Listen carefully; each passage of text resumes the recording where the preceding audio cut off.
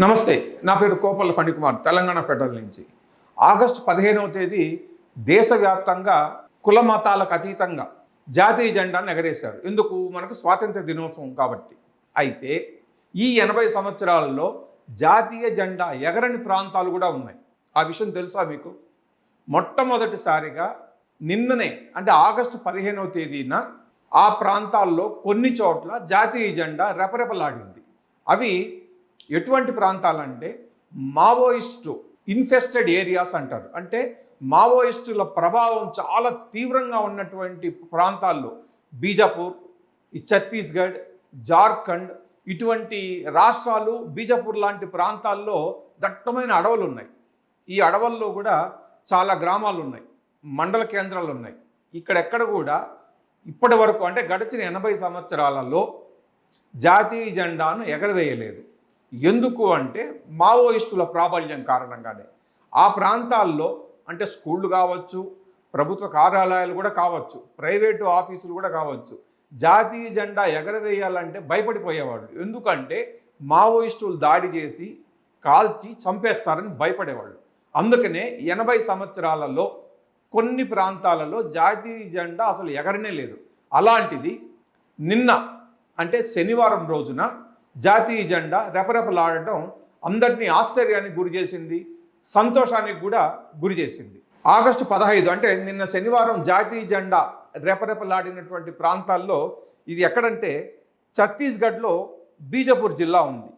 ఇక్కడ ఉసూరు బ్లాక్లో కర్రెగుట్టల అడవులు ఉన్నాయి. ఈ కర్రెగుట్టలు అన్నది దశాబ్దాల తరబడి మావోయిస్టులకు అత్యంత ప్రాబల్యమైనటువంటి ప్రాంతం.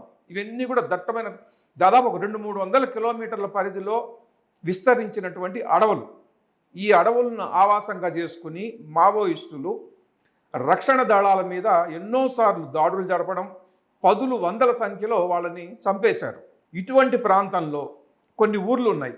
పెద్ద ఉట్లపల్లి, చిన్న ఉట్లపల్లి, రాంపురం గ్రామాల్లో శనివారం జాతీయ జెండా రెపరెపలాడింది. రక్షణ దళాల మధ్య గ్రామస్తులు అంటే ఆ ఊరి పెద్దలు, కొన్ని కార్యాలయాలకు సంబంధించినటువంటి ఉద్యోగులు అక్కడ చేరి జాతీయ జెండాను మొట్టమొదటిసారిగా ఎగరవేసి సెల్యూట్ చేశారు. దాంతో ఆ చుట్టుపక్కల ప్రాంతాలంతా కూడా ఆనందాశ్చర్యాలతో నిండిపోయాయి. ఎందుకు అంటే ఆపరేషన్ కగార్లో భాగంగా రక్షణ దళాలు మావోయిస్టులను ఏరివేశాయి.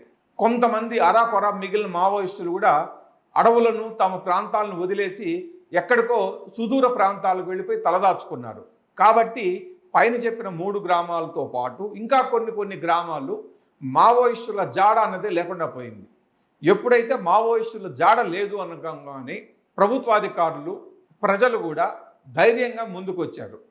రక్షణ దళాల ఆధ్వర్యంలో గ్రామస్తులందరూ ఒక చోట గుమిగూడి జెండాను ఎగరవేశారు. ఊరి పెద్దలను దగ్గర పెట్టుకుని రక్షణ దళాల ఉన్నతాధికారులు, మిగతా వాళ్ళు కూడా ఊరి పెద్దల ఆధ్వర్యంలోనే జెండా పండుగ జరుపుకున్నారు. ఇది ఏమైందంటే మావోయిస్ట్ ఇన్ఫెస్టెడ్ ఏరియాస్లో కూడా ఇక నుంచి జాతీయ జెండా రెపరెపలాడుతుంది.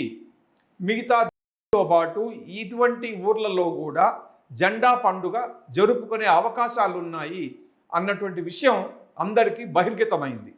దీంతో ఈ దట్టమైన అడవులు కావచ్చు, మావోయిస్ట్ ఇన్ఫెస్టెడ్ ఏరియాస్లో వాళ్ళు కావచ్చు, గ్రామస్తులందరూ కూడా చాలా సంతోషపడిపోయారు. ఎందుకు? మొట్టమొదటిసారిగా రెపరెపలాడుతున్నటువంటి మువ్వన్నెల జెండాను చూసి ఇది వాళ్ళకి ఎంతో సంతోషించింది. ఇక నుంచి ప్రతి సంవత్సరం ఆగస్టు 15వ తేదీన ఖచ్చితంగా తామందరము ఒకటిగా ఉండి జాతీయ జెండా పండుగ నిర్వహించుకుంటాము అని వాళ్ళు గట్టిగా కేకలేశారు, శపథాలు చేసి ప్రతిజ్ఞ కూడా చేశారు. Thank you.